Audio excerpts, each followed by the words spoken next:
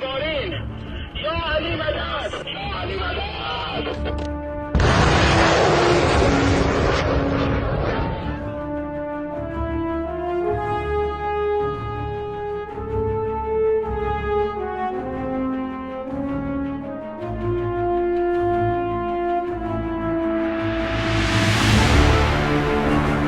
अस्सलाम वालेकुम नाज़रीन। मिडल ईस्ट की जंग से इस वक्त दो बेहद हैरत अंगेज और अहम खबरें सामने आ रही हैं। एक तरफ ईरान की रिवोल्यूशनरी गार्ड यानी आईआरजीसी ने दावा किया है कि उसने अरब सागर में मौजूद अमेरिकी USS Abraham Lincoln carrier group की तरफ सरफेस टू सी मिसाइल दागी है। वहीं दूसरी तरफ ईरान की फौज में एक बड़ा कौमी बदलाव देखने को मिला है, जहां जवानों के नेम कार्ड पर असली नाम की जगह लिखा जा रहा है जान फिदाए ईरान।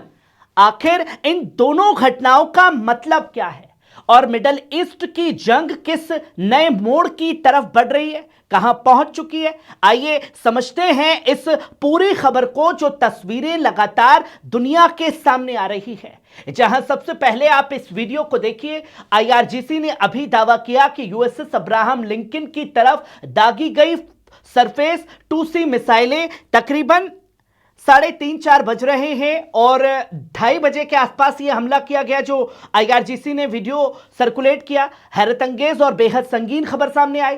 ईरान की रिवोल्यूशनरी गार्ड यानी आईआरजीसी ने एक वीडियो जारी किया जिसमें दावा किया गया है कि अरब सागर की तरफ मौजूद अमेरिकी USS Abraham Lincoln aircraft carrier group को निशाना बनाते हुए सरफेस टू सी मिसाइलें दागी गई हैं। दोस्तों, यह ऐलान किया है कि दागी गई है। दोस्तों, इस वीडियो में साफ तौर पर मिसाइल लॉन्च के मंजर दिखाए जा रहे हैं। ईरानी मीडिया का साफ तौर पर कहना है कि यह कार्रवाई ईरान की बहरी फौजी कुव्वत ने की है और इसका निशाना सीधे अमेरिकी जंगी बेड़ा बन चुका था।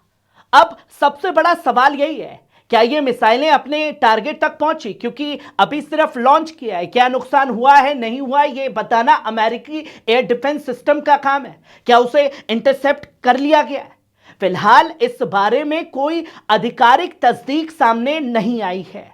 और क्या तस्वीरें सामने आएंगी, क्या अमेरिका इस पर कहेगा, ये सबकी नजरें बनी हुई है। लेकिन दोस्तों, इस घटना ने एक और अहम बात को हवा दे दी है। रिपोर्ट यह साफ तौर पर कहती है कि पिछले 24 घंटों में अमेरिकी aircraft carrier USS Abraham Lincoln ने अपनी फौजी पोजीशन बदल ली थी और अरब सागर में और दूर हट गया था। कुछ सैन्य विश्लेषकों का मानना है कि इसकी वजह वही ईरानी एंटीशिप मिसाइलों का खतरा हो सकता है, जिनकी रेंज सैकड़ों किलोमीटर तक बताई जाती है। और दोस्तों, ये याद रखिए, ईरान लंबे समय से दावा करता रहा है कि उसके पास ऐसी मिसाइलें मौजूद हैं जो किसी भी बड़े एयरक्राफ्ट कैरियर को डुबोने में सक्षम है, उसे निशाना बना सकती है। और अगर यह दावा सच साबित होता है तो यह सिर्फ एक हमला नहीं है दोस्तों, बल्कि पूरे इलाके के समुद्री संतुलन को बदल देने वाला एक अहम संकेत हो सकता है। दोस्तों, अरब सागर और स्ट्रेट ऑफ हुर्मुज पहले ही दुनिया के सबसे अहम समुद्री रास्तों में से एक माने जाते हैं। दुनिया के तेल का बड़ा हिस्सा यहीं से होकर के गुजरता है। ऐसे में अगर यहां अमेरिकी जंगी बेड़ों और ईरानी फौज के बीच सीधा टकराव बढ़ता है तो इसका असर सिर्फ मिडिल ईस्ट पर नहीं, बल्कि पूरी दुनिया की एनर्जी मार्केट और सियासत पर भी पड़ सकता है। फिलहाल दुनिया की निगाहें इस खबर पर टिकी हुई हैं। क्या वाकई अमेरिकी कैरियर को निशाना बनाया गया है? और अगर हां, तो इसका जवाब अमेरिका कैसे देगा? अब सबकी नजरें टिकी हुई है, क्योंकि दोस्तों, ये आप जानते हैं कि जब सुपर पावर की ठुकाई होती है तो वो कहता नहीं है कि हां मेरे को मार पड़ी है। अगर समुद्र में ये टकराव और बढ़ा तो मिडल ईस्ट की जंग एक नए और खतरनाक मोड़ पर जा सकती है। और अगर अब्राहम लिंकन को चोट नहीं पहुंची है तो फ्रांस क्यों अपने एयरक्राफ्ट लेकर के पहुंचा है? वहीं आप ये दूसरी खबर देखिए, कौमी जुमला जान इब्तिदाए ईरान। दोस्तों, इस वक्त एक और बड़ी खबर सामने आ रही है, जो तस्वीरें सोशल मीडिया पर ज्यादा वायरल है। मिडिल ईस्ट की जंग के बीच ईरान से एक बेहद हैरत अंगेज और प्रतीकात्मक कदम सामने आया है।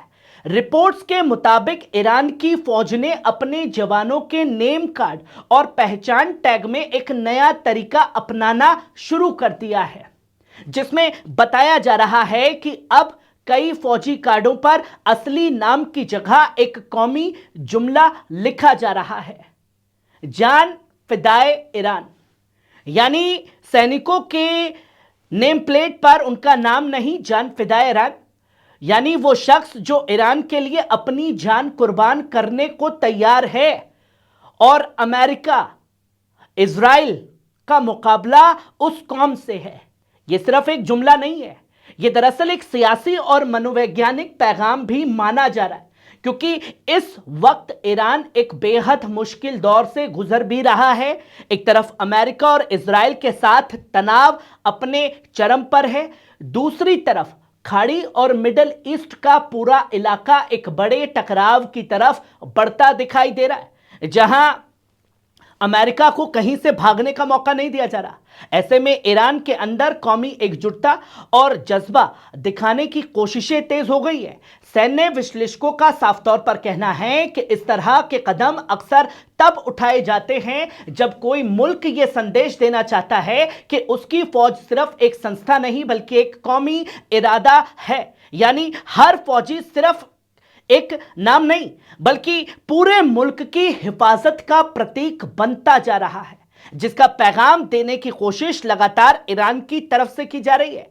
ईरान की सियासत और उसकी फौज लंबे समय से शहादत और कौमी वफादारी के नारे के साथ अपनी पहचान जोड़ती रही है, लेकिन मौजूदा हालात में इस तरह का फैसला यह भी दिखाता है कि ईरान अपनी अवाम और फौज के बीच एक मजबूत मनोवैज्ञानिक रिश्ता बनाना चाहता है, जो तस्वीर दुनिया के सामने है।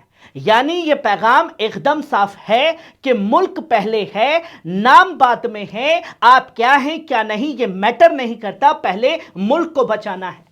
हालांकि आलोचक ये भी कह रहे हैं कि इस तरह के कदम जंग के माहौल को और ज्यादा भावनात्मक और सियासी बना सकते हैं, लेकिन ईरान के समर्थकों का साफ तौर पर कहना है यह सिर्फ एक कौमी पहचान का इजहार है जिसे कोई मिटा नहीं सकता।